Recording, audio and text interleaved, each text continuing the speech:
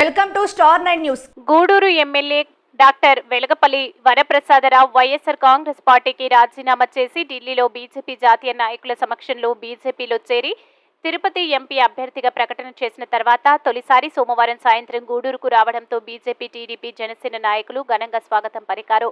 ముందుగా గూడూరు పట్టణంలోని బీజేపీ కార్యాలయంకు చేరుకున్నారు. ఫుల్ జోష్తో అక్కడకు చేరుకున్న వరప్రసాదరావుకు టీడీపీ నాయకులు చిల్లుకూరు దశరథ రామిరెడ్డి, బీజేపీ గూడూరు నియోజకవర్గ ఇన్ఛార్జ్ పాపారెడ్డి పురుషోత్తం రెడ్డి, బైరప్పలు స్వాగతం పలికారు. నాయకులందరితో ఆప్యాయంగా పలకరించి ఆలింగనం చేసుకున్నారు.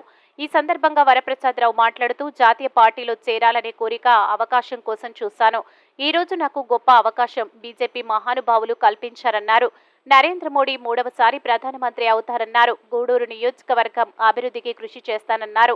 ఈ కార్యక్రమంలో షేక్ జలీల్ అహ్మద్, బిందురెడ్డి, పామాంచి కృష్ణయ్య, చంద్రప్ప, శ్యామ్ తదితరులు పాల్గొన్నారు.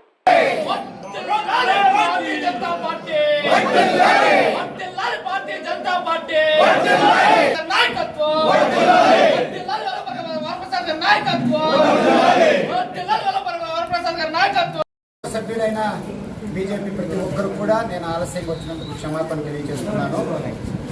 కారణాలు ఏమిటంటే చాలా చోట్ల కూడా ప్రజలు పెద్ద ఎత్తున స్వాగతం పలకడం జరిగింది కనుక వెంటనే రాలేకపోయిన సారి తెలియజేస్తున్నాను.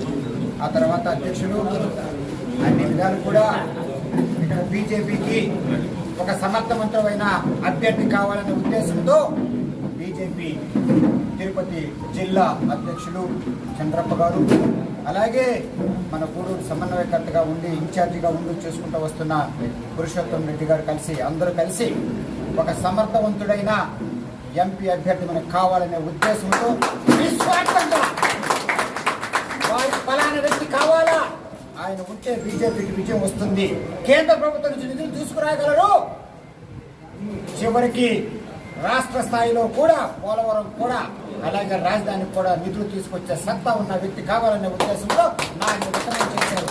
కనుక మనస్ఫూర్తిగా ఇక్కడెక్కడన్నా ఉన్న బీజేపీ నాయకులందరూ కూడా ఇంకా చంద్రప్ప గారికి, అలాగే పురుషోత్తం రెడ్డి గారికి, దయాకర్ రెడ్డి గారికి, పోలా అనంద గారికి, భానుప్రకాష్ రెడ్డి గారికి, ముని సుబ్రహ్మణ్యం గారికి, ఈ విధంగా ప్రతి ఒక్కరు కూడా మా బీజేపీ కుటుంబ సభ్యులందరూ కూడా నా చేతులు జోడించి నమస్కారాలు తెలియజేస్తున్నాను.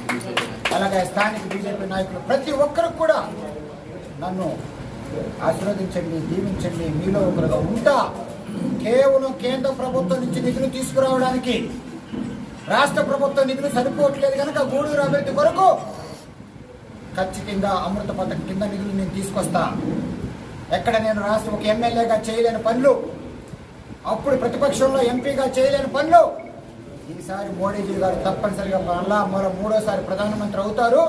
అక్కడ నుంచి నిధులు మన చెరువు శుభ్రత కానివ్వండి, నాయుడు కాలువ శుభ్రత కానివ్వండి, దూడల కాలువ శుభ్రత కానివ్వండి, నా వంతు నేను తీసుకొస్తా. బైపాస్, చిలుకూరు బైపాస్ కూడా నేను తీసుకొస్తానని చెప్పి అలాగే తీర ప్రాంతాల్లో ఉన్న పులికాట్ ముఖద్వారాలు తెరిపించడానికి మొదటి సంవత్సరమే నేను చేయకపోతే మీరు నిలదీసి అడగండి అని చెప్పి గూడూరు ప్రజలకు, గూడూరు నియోజకవర్గ ప్రజలకు